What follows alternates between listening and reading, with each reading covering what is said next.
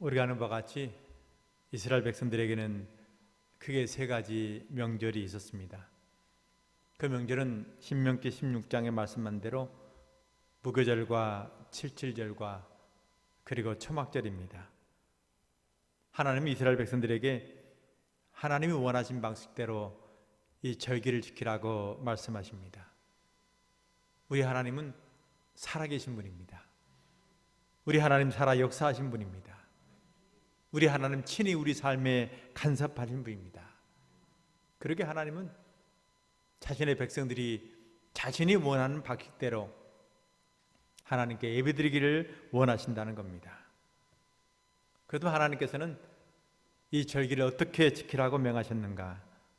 오늘은 말씀을 통해서 우리가 추수감사제를 어떻게 지내야 할 것인지 함께 생각해 보기를 원합니다. 먼저 절기는 예루살렘 성전에 올라와서 지키라고 말씀하십니다. 다시 말씀드리면 하나님 앞에서 절기를 지키라는 겁니다. 6절 말씀 보니까 여호와께서 그 이름을 두시려고 택하신 곳에서 하나님께 제사를 드리라고 말씀해요. 하나님이 택하신 곳에서, 그곳에서 예배를 드리라는 겁니다. 이 명령에 따라서 이스라엘 백성들은 1년에 3번 유월절과 칠칠절과 초막절에 예루살렘 성전에 올라와서 하나님께 예배를 드렸습니다. 제가 지난번 성지순례를 다녀오면서 명절에 예루살렘에 올라가는 그 백성들을 생각하게 됐어요. 그 전까지는 성전에 올라가는 것이 무슨 어려움이 있겠냐는 그런 생각을 가졌는데, 먼 옛날 이스라엘 백성들이 지냈던 그런 광야와 산지를 지나면서 절기를 지킨다는 것이 참으로 어렵겠구나라는 그런 마음을 가졌습니다. 물론 예루살렘 근처에 사는 사람들은 큰 어려움이 없을 겁니다. 그러나 지방에 사는 사람들은 성전까지 올라오는데 일주일이 걸리기도 하고 10일이 걸리기도 하고 그 이상의 시간이 걸릴 수 있습니다. 유대 땅의 낮은 40도가 오르내려요. 뜨거운 태양이 내려비칩니다. 그리고 나무 한 그루, 풀 한 폭이 없는 그런 광야예요. 그런 황량한 땅을 이스라엘 백성들은 하나님께 드릴 그 제물을 가지고 걸어서 성전까지 올라갔습니다.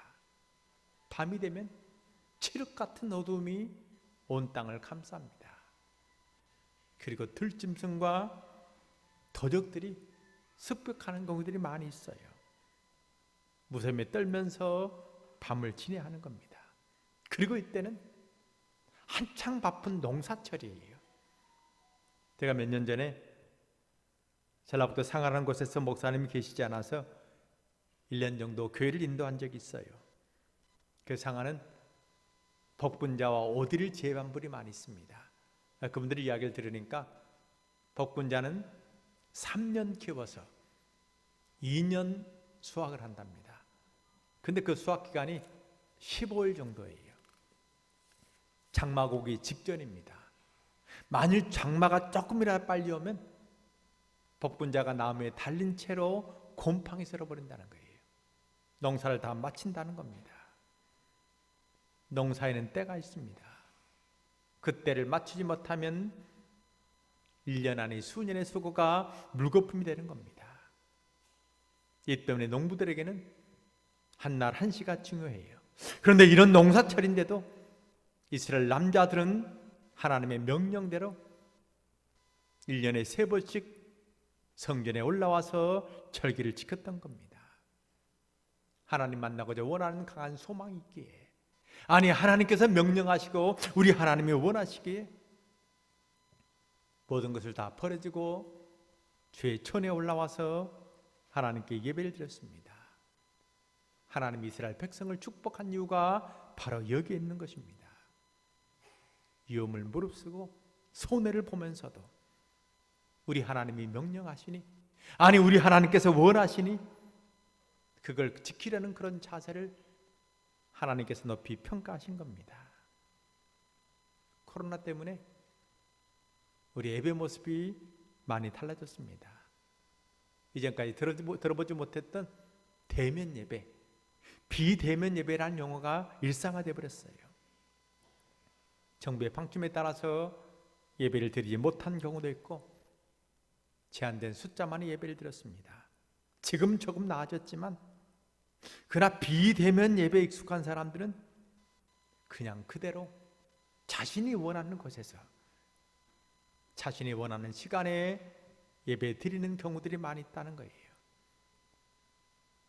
물론 비대면 예배도 가능하지만 하나님은 주의 백성들이 하나님의 전에 올라와서 진정한 마음으로 예배 드리기를 우리 하나님께서 원하신다는 겁니다.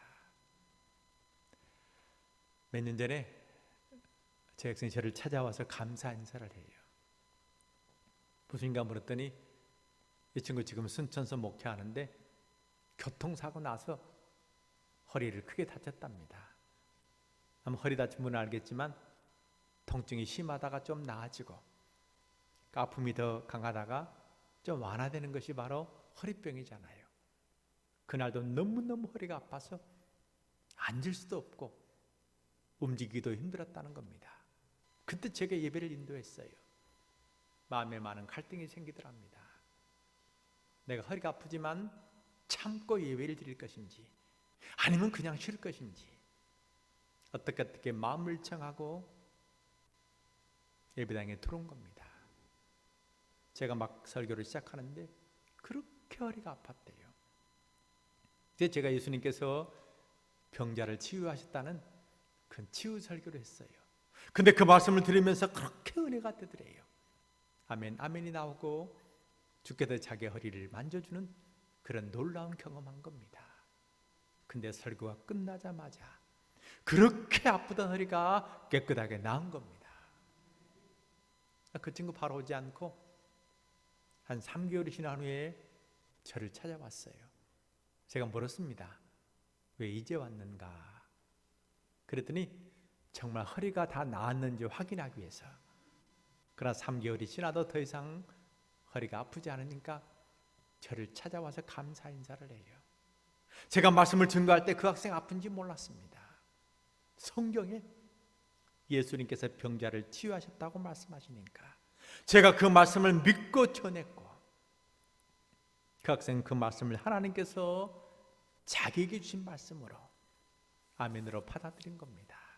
그러니 하나님께서 놀랍게 역사하셔서 예배 가운데 그의 병을 치유하는 기적의 은혜를 베풀어 주신 것입니다. 우리 하나님은 오늘도 이곳에 계십니다. 우리가 신령과 진정으로 하나님께 예배를 드리면 간절한 마음으로 예배를 드리고 우리의 소원을 아뢰면 우리 하나님 들으시고 우리의 소원에 응답해 주실 것입니다. 신령과 진정의 마음으로 하나님께 예배를 드리면 우리 하나님 여러분을 찾아주시고 여러분에게 놀라운 기적의 은혜를 베풀어 주실 것입니다. 이런 은혜 체험하는 여러분 다 되시기 바랍니다. 다음으로 하나님은 명절을 하나님의 은혜에 감사하는 절기로 지키라고 말씀하십니다. 웨스트민스터 소요리 문답의 첫 번째 질문은 사람의 주된 목적이 무엇인가? 그리고 그 답은 하나님께 영광을 돌리고 그를 즐거워하는 것이라고 말씀해요. 사람의 제일 되는 목적은 하나님께 영광을 돌리고 그것을 기쁨으로 생각하고 즐거워하며 살아가는 것이라고 말씀을 하고 있습니다. 우리의 소원도 마찬가지일 겁니다. 여러분의 저나 우리의 가장 큰 소망은 우리 하나님을 기쁘시게 하는 겁니다. 아니 예수님의 사랑을 듬뿍 받고 인생을 살아가는 것, 이게 바로 우리 모두의 가장 간절한 소망일 겁니다. 그렇다면 하나님을 기쁘게 한 사람이 과연 누구일까? 예수님의 사랑을 가장 많이 받은 사람이 누구일까? 요한복음 12장 보면 우리 주님을 참으로 기쁘게 한 한 가족을 소개해요. 그들은 나사로와 그의 누이인 마르다와 마리아입니다. 이 나사로 가족 이야기는 요한복음 11장에 처음 나옵니다. 11장 1절 말씀 보니까 어떤 병자가 있으니 이는 마리아와 그 자매 마르다의 마을 베다니에 사는 나사로라고 이야기해요. 근데 그 나사로가 병이 들었어요.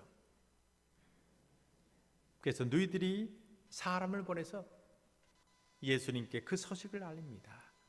예수님 석히 오셔서 나사로의 병을 고쳐달라고 그런 부탁을 한 겁니다. 근데 말씀 보니까 나사로가 병들었다는 소식을 예수님께 알리는 사람이 이렇게 이야기해요. 주여 보시옵소서, 살아간 자가 병이 들었습니다. 나사로가 병들었다고 말하지 않고 주님이 사랑한 사람이 병이 들었습니다. 그렇다면 나사로는 주님의 큰 사랑을 받은 사람이에요. 모든 사람이 알 정도로 사람들이 나사로 볼 때마다 예수님의 사랑받는 사람이구나, 예수님이 특별한 사랑하는 사람이구나, 그렇게 불렀다는 거예요. 얼마나 나사로 행복했겠어요. 우리 신인교회 성도 여러분들도 예수님이 특별히 사랑한 사람들입니다. 제가 아침에 목사님과 대화를 나누면서 제 마음에 드는 생각이, 우리 목사님 참 예수님이 사랑하시구나, 예수님 너무도 사랑하셔서 병도 알게 하시고 또 그 병도 치료해 주시고 또 교회에서 하나님의 하실 일이 많이 있기 때문에 건강도 주실 것이라는 그런 확신이 들었습니다. 5절 말씀 보니까 예수께서 본래 마르다와 그 동생과 나사로를 사랑하셨다고 말씀해요. 그렇다면 예수님은 나사로만이 아니고 그 가족 전체를 사랑하신 겁니다. 사실 우리가 성경에 보면 다른 인물을 소개할 때는 그냥 이름을 불러요. 주님의 제자인 베드로도 베드로라고 말합니다. 안드레도 마찬가지예요. 예수님이 사랑하신 베드로와 그런 표현이 없습니다. 그러나 나사로와 그 가족을 이야기하면서 두 번씩이나 예수님이 사랑한 사람, 예수님이 이들을 특별히 사랑하셨다고 말씀하신 것을 보면 이 가족에 대한 예수님의 사랑이 각별했음을 알 수가 있습니다. 참으로 행복한 사람들이에요. 근데 요한복음 자세히 보면 이들이 예수님의 사랑받는 그 이유를 찾아볼 수 있어요. 아니, 요한복음 12장 이야기를 통해서 성경 우리에게 그 가족의 예수를 사랑한 예수님이 사랑을 받는 그 이유를 설명해 주고 있습니다. 12장 1절 2절 말씀 보니까 6월절 엿새에는 예수께서 베다니에 이르시니 이곳은 예수께서 죽은 자 가운데서 살리신 나사로가 있는 곳이라. 거기서 예수를 위해서 잔치할세라고 이야기해요. 나사로 가족들이 예수님 위해서 잔치를 베풀었다는 겁니다. 이들이 잔치를 베푼 이유는 나사로를 살렸기 때문이에요. 죽은 나사로 살리시니까 마리아 마르다가 너무도 감사해서 큰 잔치를 배설하고 좋은 음식을 만들어서 예수를 초대하고 그리고 대접했다는 겁니다. 우리 이 말씀을 들으면서 그것이 무슨 대단한 일인가, 죽은 사람 살리셨으니 예수님 대접하는 것 당연하지 않느냐, 그런 생각을 가질 수도 있어요. 그러나 그렇지 않습니다. 예수님 나사로만이 아니고 야이로의 딸도 살리셨고 나인성 과부의 아들도 살리셨어요. 그런데 회당장 야이로는 예수께서 자기의 딸을 살리시자 단지 놀랬다고만 성경은 기록해요. 나인성 과부의 아들을 살리셨을 때 모든 사람이 두려워했다는 겁니다. 이들이 예수님 초대해서 잔치를 베푼 경우는 없었어요. 다른 경우도 마찬가지입니다. 우리 주님 중풍병자 고치시고 우리 주님 소경의 눈을 뜨게 하시고 우리 주님은 귀신을 쫓아내셨습니다. 그런데 사람들은 단지 두려워하고 놀랬다는 겁니다. 좀 더 발전하면 예수님 알아볼 정도예요. 아니, 심지어 어떤 사람들은 예수님이 자신에게 떠나시도록 부탁을 하거나 트집을 잡는 경우들이 많이 있었습니다. 누가복음 보면 예수님께서 10명의 문둥병자를 고치십니다. 그 중에 한 사람이 사마리아 사람이 예수께서 감사하니까 예수님이 그 사람을 크게 칭찬하셨습니다. 물론 처음에 그들이 예수께 찾아올 때는 절박한 심정으로 왔을 겁니다. 엎드려 절하며 병 낫기를 구했을 것이에요. 내가 지금 너무너무 어렵습니다. 내가 견딜 수 없습니다. 예수님 그 어려움에서 나를 좀 구해달라고 간청했을 겁니다. 그런데 예수님께서 그의 소원을 들어줬을 때, 그 모든 어려움을 해결해 줬을 때 사람들은 놀라거나 두려워하거나 단지 입으로만 감사를 표했다는 거예요. 그러나 나사로 가족은 입으로만이 아니고 예수를 위해서 잔치를 베풀었습니다. 행동으로 그 감사를 보여준 겁니다. 이것 때문에 성경을 보면 예수님이 그 가족을 특별히 사랑하셨다고 말씀을 하고 있습니다. 성경이 이것을 말하는 그 이유는 무엇이겠습니까? 우리가 정말 주님 사랑받기를 원한다면 많은 사람들이 우리를 보면서 예수님이 사랑한 사람이구나, 예수님이 사랑하는 가족이구나, 그런 이야기를 듣기를 원한다면 주께서 베푸신 그 은혜와 사랑을 진심으로 감사하는 마음이 있어야 하는 겁니다. 아니, 마음만이 아니고 행동으로 그 감사를 표현해야 하는 겁니다. 우리에게 추수감사제를 허락하신 이유는 그동안 베푸신 하나님의 은혜를 기억하고 그 은혜에 감사하라고, 그 감사를 행동으로 표현하라고 우리에게 추수감사제를 허락하신 것입니다. 우리 주께서 주신 그 은혜를 생각하고 늘 감사함으로 주님의 큰 사랑을 받는, 많은 사람이 부러워할 정도로 주님의 사랑받는 여러분이 다 되시기를 바랍니다. 그런데 많은 사람들이 은혜를 체험하면서도 감사하지 않는 이유는 무엇이겠습니까? 순간은 감사하지만 조금 시간 지나면 자기에게 주어진 것을 너무도 당연하다고 생각해요. 우리가 뭔가 갖지 못했을 때는 그것만 있으면 너무나 기뻐하고 좋겠다는 생각이 들지만 적은 시간이 지나면 그것이 내게 있는 것이 너무 당연하다는 그런 생각을 갖습니다. 건강한 사람은 자신이 건강하기 때문에 감사하지 않아요.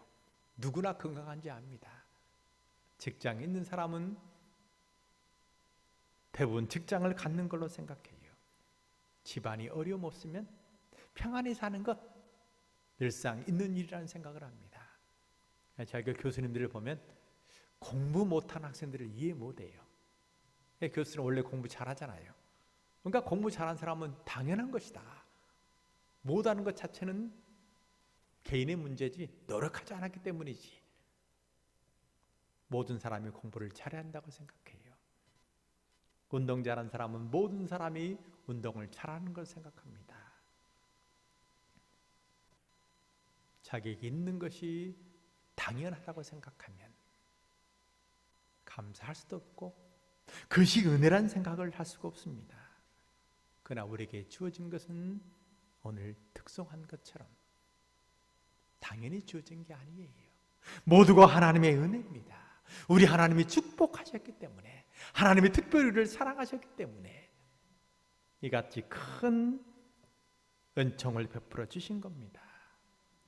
이 시간 곰곰하게 지난 1년 동안 우리 하나님께서 나에게 주신 그 은혜를 생각해 보기를 원합니다.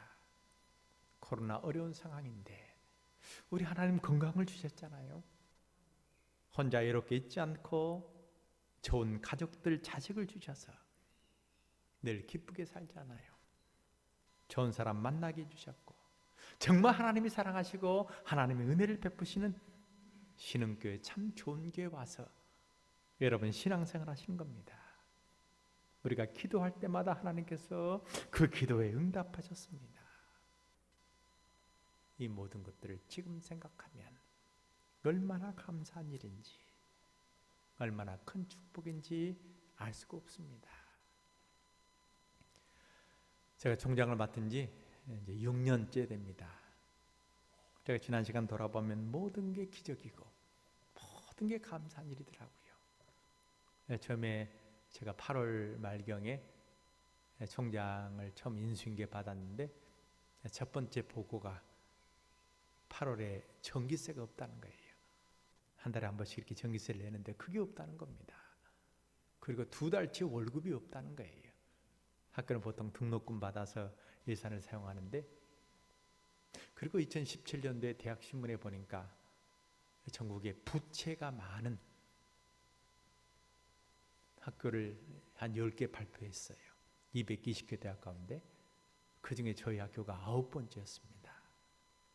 저희 앞에 있는 모든 대학은 다 폐교시켰어요. 얼마나 힘들고 어려웠는지 새벽에 나가서 하나님께 간절히 기도합니다. 24시간 기도했어요. 근데 하나님께서 놀랍게 역사하셨습니다. 많은 사람의 손길을 통해서 그 모든 어려움을 다 해결해 주신 겁니다. 기도하면 그때그때 바로 답이 오는 거예요. 지난 3월에는 보통 요즘 학생들이 이제 장학금을 주지 않으면 학교를 잘 오지 않거든요. 제가 보통 한 49억 정도 등록금 받으면 한 25억 정도 장학금을 줍니다.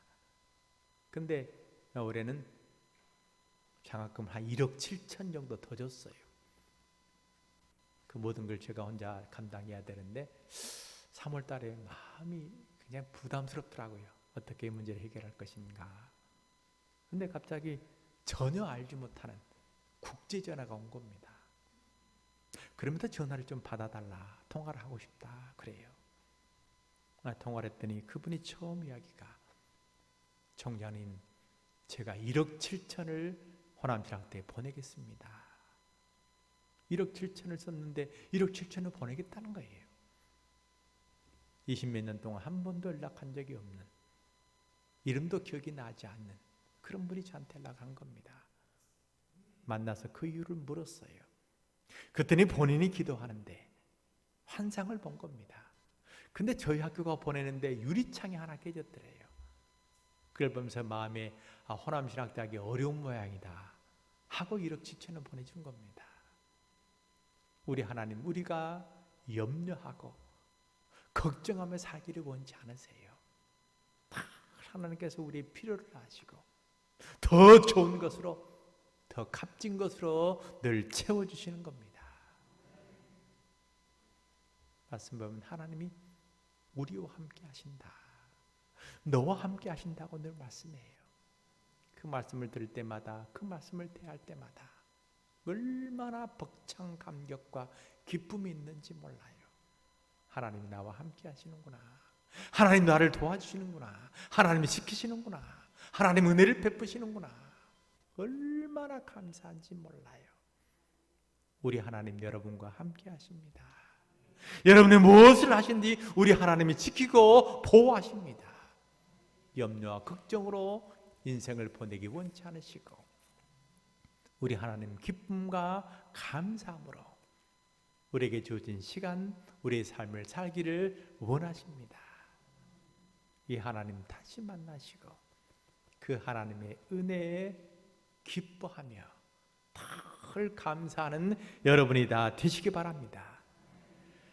세절 이스라엘 백성들은 하나님이 자신에게 하신 일을 기억하는 절기를 보냈습니다. 절기를 지키면서 하나님의 은혜를 기억하는 시간을 가졌다는 거예요. 1절 말씀 보니까 하나님 여호와께서 밤에 너를 애굽에서 인도하셔 내셨던 일을 기억하라고 이야기해요. 기억한다는 것 참으로 중요합니다. 기억해야 감사할 수 있고 그 감사 마음이 있어야 자신이 받은 사랑을 다른 사람과 나눌 수가 있습니다. 우리가 사도행전 2장 보면 가장 이상적인 교회를 소개합니다.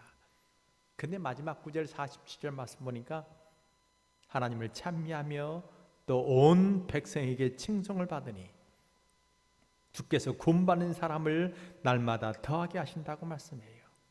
여기서 온 백성에게 칭송을 받았다 그러는데 이 칭송이라는 그 표현은 그냥 좋은 말 했다는 의미는 아니에요. 헬라어로 칭찬, 칭송이라는 단어는 보통 유로게오라는 단어를 사용해요. 유라는 것은 좋다는 의미고 로게오는 말하다. 좋은 말을 하는 것, 이게 칭찬이거든요. 근데 본문의 말씀 보면 에콘테스 카린이라는 표현을 씁니다. 카리스라는 단어를 사용해요. 이 카리스는 은혜로 번역합니다. 아까 은혜로다, 다 카리스예요. 또 성경은 그 은혜란 카리스란 단어를 감사로 번역합니다. 또 2장 40절은 또 그 단어를 칭송으로 번역해요. 그렇다면 은혜와 감사와 칭송은 같은 의미라는 겁니다. 하나님의 은혜에 감사해서 자신이 받은 그 감사의 축복을 다른 사람에게 나눠줄 때 다른 사람이 그것을 보면서 칭송하게 된다. 초대교회가 크게 성장할 수 있었던 것은 하나님이 베푸신 그 은혜에 감사해서 자신이 받은 그 은혜를 다른 사람에게 나눠줬기 때문에 많은 사람이 그 교회를 칭찬하고 주께서 구원받는 사람을 날마다 더하게 하시는 놀라운 은혜를 베풀어 주신 겁니다. 신흥교회 참 좋은 교회입니다. 아무리 적으시네요. 참 좋은 교회입니다. 우리 하나님이 함께 하신 교회입니다. 여러분 뵈니까 얼마나 하나님을 간절히 사모하고 하나님께 감사하고 하나님 은혜를 기대하는지 모르겠어요. 우리 목사님 뵐 때마다 너무너무 마음이 넓으신 분이고 참 청빈하시고 오직 교회만을 생각하시는 너무너무 귀한 우리 목사님이시잖아요. 이런 모시고 사는 여러분 행복한 분들입니다. 여러분들 옆에 보시면 참 좋은 분들과 같이 신앙생활 하시잖아요. 우리가 받은 은혜가 너무너무 큽니다.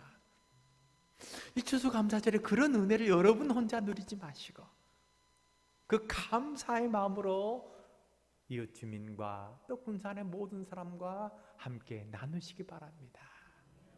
그럴 때 많은 사람들이 우리 하나님께 영광을 돌리고 신흥교회를 칭찬해서 날마다 구원받는 사람의 수가 늘어가는 초대교회의 놀라운 역사를 신흥교회에 베풀어 주실 것입니다. 추수감사절 잘 지킴으로 하나님의 놀라운 은혜를 더욱더 많이 받는, 그래서 많은 사람들이 이곳에 몰려와서 이 성전이 가득 차고 많은 사람이 이 교회를 칭찬해서 구원받는 사람의 수가 날마다 더하는 놀라운 은혜와 역사를 체험하는 여러분이 다 되시기를 바랍니다.